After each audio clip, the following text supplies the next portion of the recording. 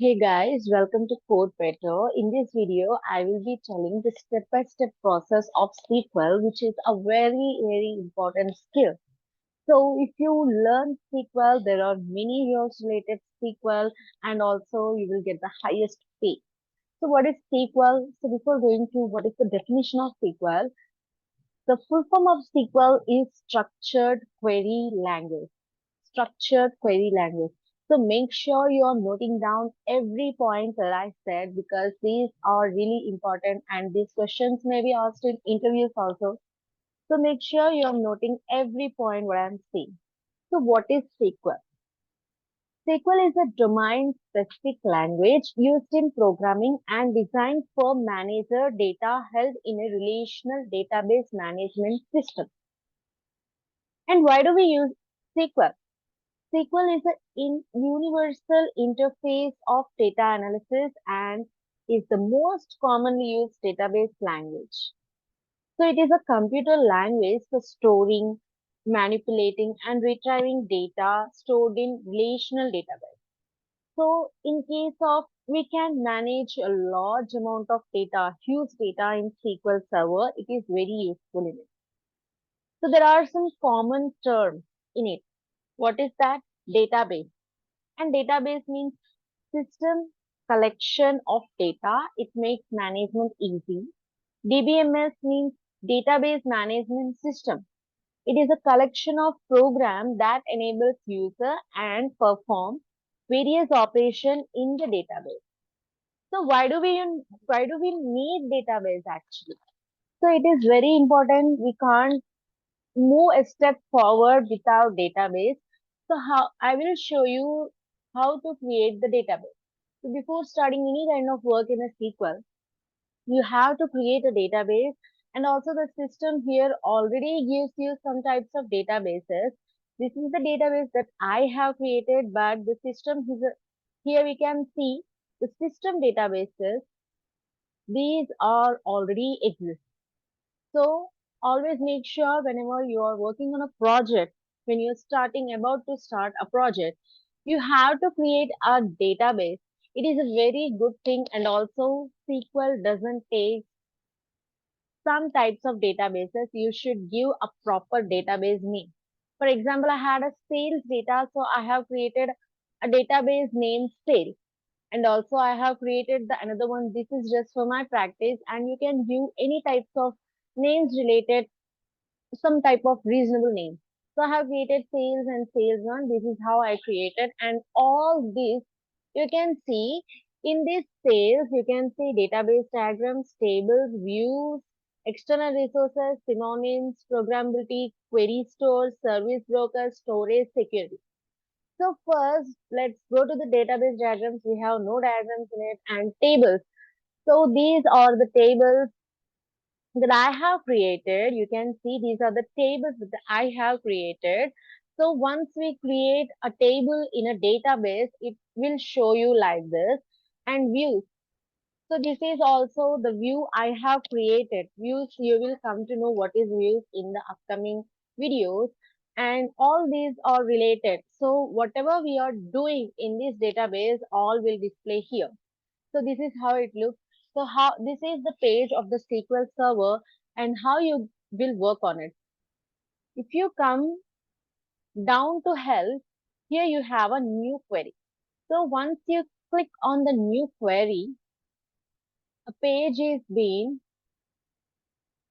displayed. So this is how you look.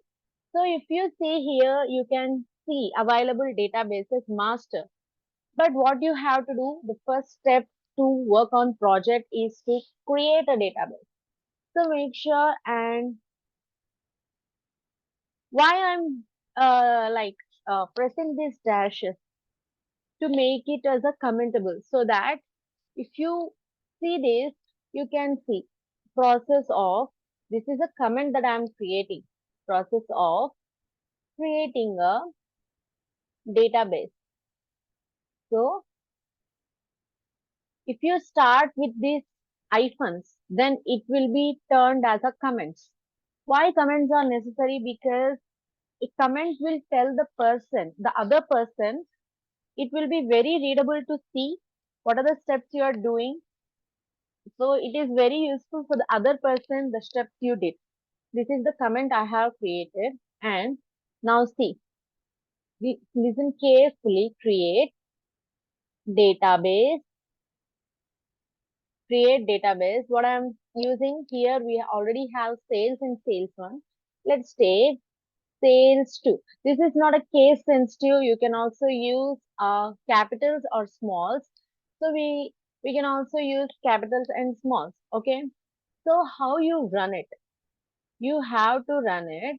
Right now we don't have any other coding in this page. So simply you can click on execute here. Execute. So see, you can see commands completed successfully. You can also see the time mentioned, the date, time, the seconds, everything is mentioned. Now we have created a sales too. How can we see? See, now it will not, because you have to refresh it once you have created. Here is the refresh symbol. Once you refresh, click on database, you can see sales data too. Now we haven't created any type of table, so it's just showing nothing. So after creating, do you think we directly jump into the table? No. After creating, we have to use it. Let's now process of using it.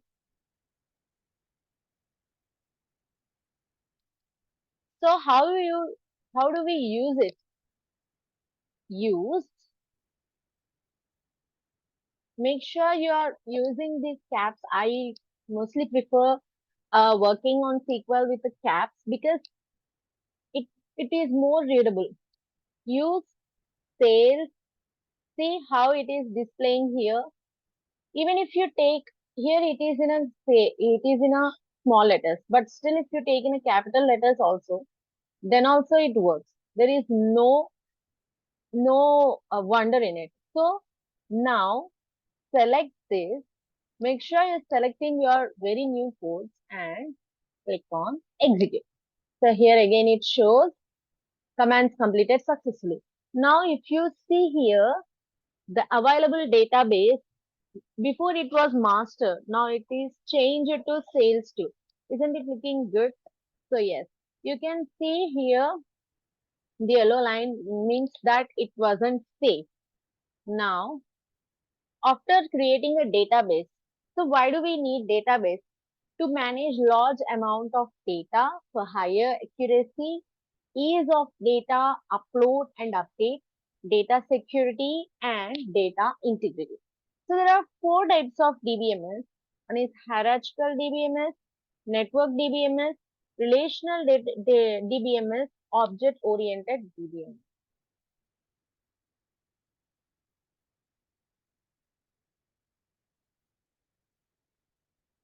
And now the server platform RDBMS has multiple database and each database has many individual values which can sometimes be related to one another and sometimes doesn't related to one another.